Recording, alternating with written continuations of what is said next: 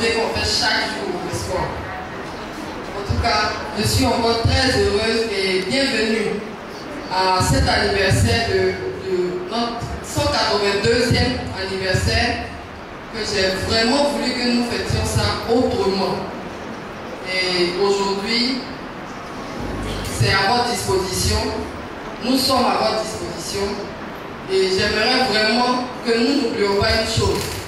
Hier, c'était la fête des droits de la femme dans le monde entier. Et c'est le lendemain, nous faisons notre fête à nous. Nous connaissons notre slogan.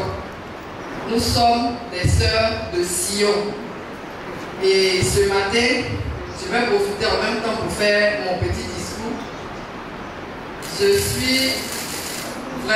vais commencer mon discours par un discours de notre prophète Henri B. Eyring à la conférence d'octobre 2019. Il a dit ceci aux sœurs, il s'adressait aux sœurs que nous sommes aujourd'hui. Le Seigneur a dit, car voici mon œuvre et ma gloire, réaliser l'immortalité et la vie éternelle de l'homme. Dans Moïse 1, verset 39. Sa fille est ici à ce but céleste. Aider un autre être humain à parvenir à son potentiel céleste fait partie de la mission divine de la femme.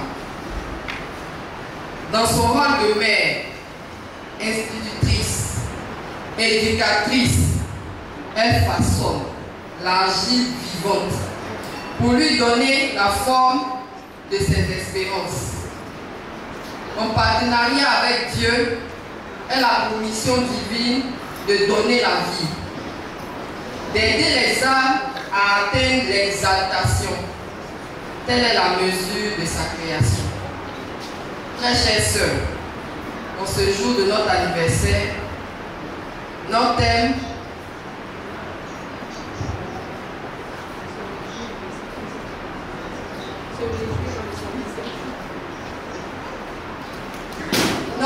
c'est se réjouir dans le service et les bonnes œuvres. Et ce sujet, nous l'appliquons tellement bien à notre service pastoral. C'est sûr, je ne sais pas si on comprend vraiment le sens de service pastoral. Le prophète Russell Nelson a dit de faire un service pastoral sain. Je ne sais pas si on a compris. Mais je vais expliquer tout simplement pour que, de la même manière, j'ai compris. Quand nos dirigeantes, vous savez que Elder Belna était venu avec sa femme. Et l'apôtre, le nouveau là, qui est venu après celui qui est décédé, il s'appelle Kéron, Elder Kéron, avec sa femme. Ils sont venus, c'est du service pastoral, ils ont parlé. Mais c'est la manière d'expliquer ce service pastoral là qui m'a touché. Sœur Bernard, Suzanne, elle a pris un exemple de celles qui lui m'ont visité. Elles sont deux. Elle dit ça fait plus de 20 ans ces sœurs-là continuent de lui rendre visite. Ça veut dire, la sœur, c'est vrai qu'elle sait qu'aujourd'hui, cette dernière est devenue la femme d'un apôtre, mais chaque anniversaire elle l'appelle. Pour lui rappeler tout simplement que mon service n'est pas fini. Je suis avec toi. Est-ce que c'est comme ça que nous tenons nos sœurs du service pastoral? 20 ans plus tard, sœur Bernard se souvient de celle qui la visite. L'autre qui m'a encore touché, c'est celle de la femme de Kéron. Elle a dit qu'elle a connu l'église très jeune, mais elle a quitté ses parents vite des États-Unis, mais c'est le mouvement d'Angleterre. Et c'est là qu'elle a grandi. Toute jeune fille, jusqu'à la société de Ségour. Mais ce qui l'a marqué, c'est qu'elle n'a pas été éduquée par sa vraie mère même. Mais les mamans de la société de Ségour l'ont instruite. C'est avec les mamans de la société de Ségour, elle a grandi. C'est avec les mamans de la société de Ségour, elle a su tout. Donc, le fait de dire ma maman n'est pas là, donc je vais faire ceci, je vais faire cela, les autres mamans, c'est-à-dire celles qui étaient à la société, nous ont montré que tu n'as pas besoin d'aller aux États-Unis pour voir maman. Je suis là pour toi. Nos jeunes soeurs ont besoin de nous. Quand on nous a fait une jeune fille, c'est la petite vieille. Non, tu as un rôle très important à côté d'elle. Et c'est ton exemple. Demain, elle va citer. Aujourd'hui, elle est femme d'apôtre. C'est le nom de qui elle cite?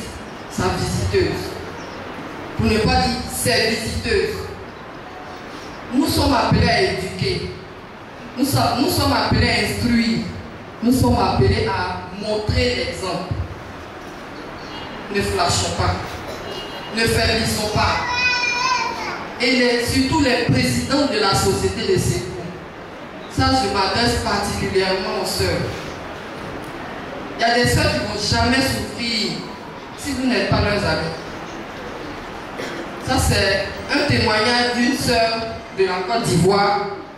Elle est du pieu de Yopougon. Elle est la présidente de la société du pieu de Yopougon à Thiers. C'est une sœur de la société du secours, ses sœurs la visitent. Mais elle avait une maladie depuis 2000 qui demandait une opération. Mais cette sœur, on dit que c'est la plus dévouée du pieu. Quand tu dis, tu as besoin, elle dit, oui, vas-y, je m'en vais là-bas. Elle s'en va. Mais elle-même là, son mal là, elle a caché depuis 2000. En 2000 combien? 2024. C'est la présidente de la société de secours du pieu d'Atier qui a écouté l'esprit pour dire, il y a une soeur dans ton pieu. Elle est dynamique, elle est merveilleuse. On va lui nommer. Est-ce qu'on écoute l'esprit des fois? Des fois on se dit, ah, c'est quand même mieux ça. Après. Mais elle est partie. La seule visite a permis à cette soeur de dire, je ne sais pas, je te regarde, mais je sens comme si tu es malade. Non, je ne suis pas malade. Ça va bien. Mais la soeur a insisté. Jusqu'à ce qu'elle sorte, elle s'est ouverte à elle. La présidente dit qu'elle a vu ce que la femme là a fait. Comme de quoi elle souffrait là. Elle a pleuré. Elle dit avec tout ça là, tu fais ça. Et puis toi-même tu es dans ça. Et puis Dieu va m'aider. C'est Dieu qui est venu l'aider. Elle a subi son opération chirurgicale en plus. Elle a été opérée. Actuellement, elle est convalescente. Elle est toujours à l'hôpital. Avec l'aide des sœurs. Si on ne va pas en tant qu'amis vers les personnes qu'on nous a confiées, elles ne vont jamais s'ouvrir, même si elle va mourir à l'instant. Mais qu'elle sait que tu es son ami, tu connais son jour d'anniversaire, tu connais quand sa fille est née, tu sais quand elle est ici, mais tu es sa copine, à qui elle va cacher quelque chose? Donc c'est ce qu'on nous demande dans le service pastoral. Et faisons-le avec un vrai cœur, un bon cœur. Je sais compter sur mes soeurs et je sais que vous le faites. Le président peut confirmer, s'il est fait, on va 100%. Maintenant, on parle de 100% là, c'est pas rien. Donc, faisons l'effort d'être 100% en bas, comme nos chiffres. Je sais que l'église de Jésus-Christ, c'est vrai. Le livre de Mormon nous apprend beaucoup de choses. Et cette église est rétablie pour nous les sœurs ces derniers jours. Pour aider nos frères à faire avancer cette église rétablie. Et bonne fête encore. On a 182 ans, on est les plus vieilles femmes qui fêtons ces genres de fêtes-là. Donc il n'y a aucune, je ne sais pas, une organisation féminine qui va dire avant nous, il n'y en a pas. Donc on va être très fiers. Et j'ai dit toutes ces choses au nom de Jésus-Christ. Amen. Amen. Bonjour chers sœurs. Bonjour chers frères. Vous constatez que je commence le culte par sœur. Parce que c'est vraiment votre jour. C'est pas facile. mais vous avez tenu le pari. J'ai vu des soeurs marcher, c'est bien. Marcher souvent, la marche c'est une bonne chose. C'est une très bonne chose. En tout cas, félicitations à la Société des Secours. Félicitations à vous tous qui avez marché et qui avez pris de votre temps pour venir ici célébrer l'anniversaire de la Société des Secours. Ça, je sais que le Seigneur va vous récompenser pour le temps que vous avez mis pour venir célébrer cet anniversaire. Donc, cette activité se fait très joyeuse. Donc, ne soyons pas tristes, ou bien c'est la marche qui vous a fatigué. Vraiment, c'est comme si on était à la réunion des 5-7. Ici, ce n'est pas une réunion des 5-7. Pardonnez. C'est la partie spirituelle, non? Mais ce n'est pas la 5-7. Ok. Merci beaucoup d'être là. Et je sais que Dieu vient et il permet toutes ces occasions de réjouissance. Vous savez, une sœur, une femme, elle est tout à la fois. Franchement, le rôle d'une femme, c'est, je ne sais pas comment dire, mais pour les hommes qui sont une fois tombés malades, ils savent ce qu'on appelle une femme. Pour ceux qui ont eu faim, ils savent ce qu'on appelle une femme. Pour ceux qui ont eu des soucis, ils savent ce qu'on appelle une femme. Vous êtes tout à la fois. Ovationnons les sœurs de Topi 2, s'il vous plaît. Bonjour, chers frères et sœurs et amis de l'église. Je dis frère parce que le président est là et d'autres évêques et d'autres hommes parmi nous. On va se poser une question. Est-ce que ce rassemblement existait avant? Nous allons d'abord parler de l'église primitive. Dans l'église primitive, les femmes étaient vertueuses. Le Nouveau Testament nous l'apprend. Les femmes avaient foi en Jésus-Christ. Elles ont appris et appliqué ses enseignements et ont témoigné de son ministère. Des femmes ont voyagé avec Jésus-Christ et ses 12 apôtres. Elles ont donné de leur bien pour l'aider dans son ministère. Après sa mort et sa résurrection, des femmes ont continué d'être des fidèles disciples, car elles priaient toujours avec les apôtres. Elles ont même offert leur maison comme lieu de rassemblement pour les membres de l'Église. Elles ont vaillamment participé à l'œuvre du salut des âmes temporellement, spirituellement et financièrement. Par exemple, Marthe et sa sœur Marie, Marie de Magdala, Suzanne, Tabitha appelée Dorcas, confectionnaient des vêtements pour des femmes dans le besoin. De moyens, on peut se baser sur ça pour faire des visites. Et aussi à la technologie, on voit aujourd'hui que nous avons beaucoup de contacts. On peut même appeler une soeur pour dire ah, aujourd'hui je ne vais pas jouer à l'église. Comment ça va chez toi? Aujourd'hui on a beaucoup aussi, on a autres moyens. Même dans le monde, quand nos soeurs sont malades, on va se déplacer.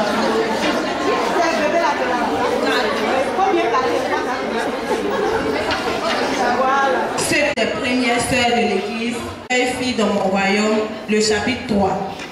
Après l'assassinat du prophète Joseph Smith, le 27 juin 1844, et aussi après plusieurs persécutions, le prophète Brigham Young ordonna un rassemblement des saints dans le but de donner les directives du voyage qu'ils entreprendront vers Salt Lake City.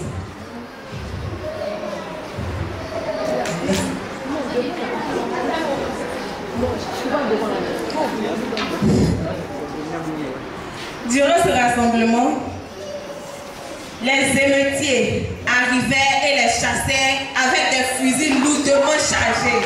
Ainsi, les cinq filles, leurs bagages, s'attiraient de partout.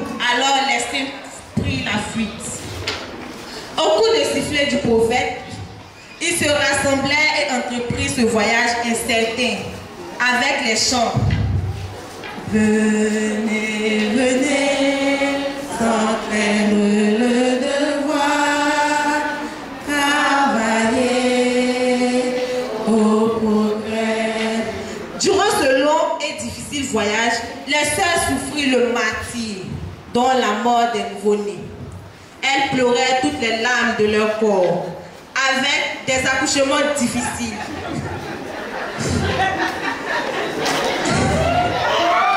Le froid, les maladies et bien d'autres. Elles étaient à la fois des sages-femmes et des docteurs. Malgré ces nombreuses souffrances, les premières sœurs de la Société de secours ont toujours fait preuve de courage, de solidarité, de charité, de compassion entre elles et d'obéissance.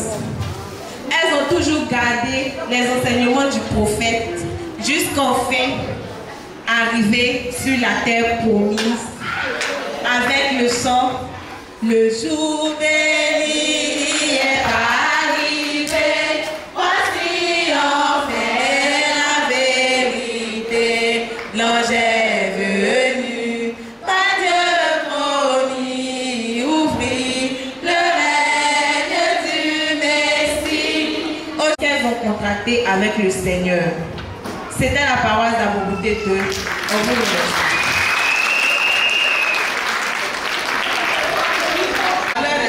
De chercher et d'aider les personnes dans le besoin. Il fit aux évêques la recommandation suivante. Laissez les sœurs organiser les sociétés féminines de secours dans les diverses paroisses. Faites-les bénéficier de votre sagesse et de vos expériences. Guidez-les avec sagesse. Elles trouveront des chambres pour les pauvres et se procureront des moyens 10 fois plus vite que l'évêque. Chères sœurs du Puy de Docry, je vous présente la deuxième présidente des sociétés de secours, Elisa Esmino, et ses conseillères et quelques sœurs de la société de secours. Ces braves sœurs parcourent le territoire pour aider les évêques à organiser les sociétés de secours dans les diverses paroisses. Esmino, en tant que président de la société de secours, quel message aimeriez-vous faire passer aux sœurs?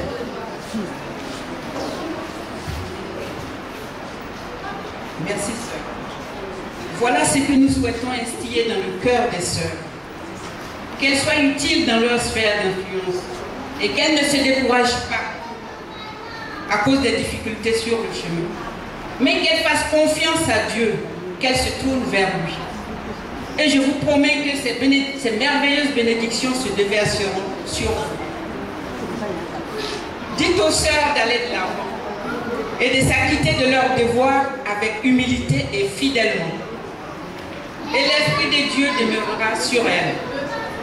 Et elles seront bénies dans leurs travaux. Qu'elles recherchent la sagesse et non le pouvoir. Et elles auront le pouvoir.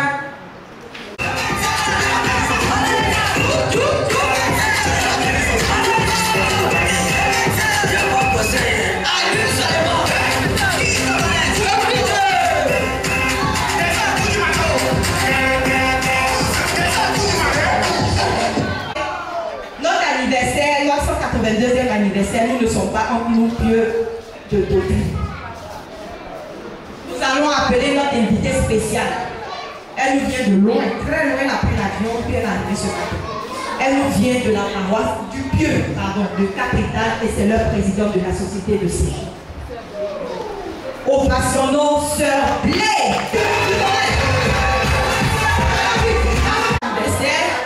J'ai dit, maintenant on passe au Pieux.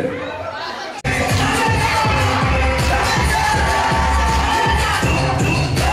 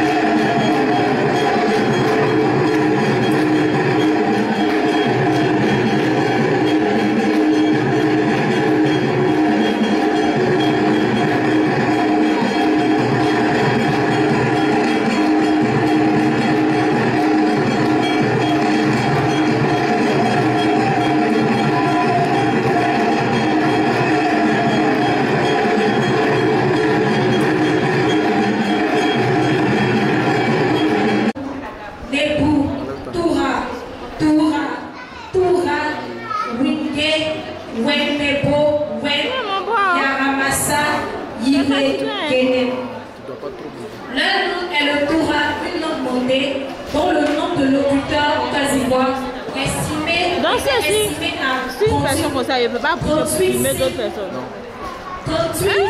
500 en 1993. C'est ça la différence. Okay.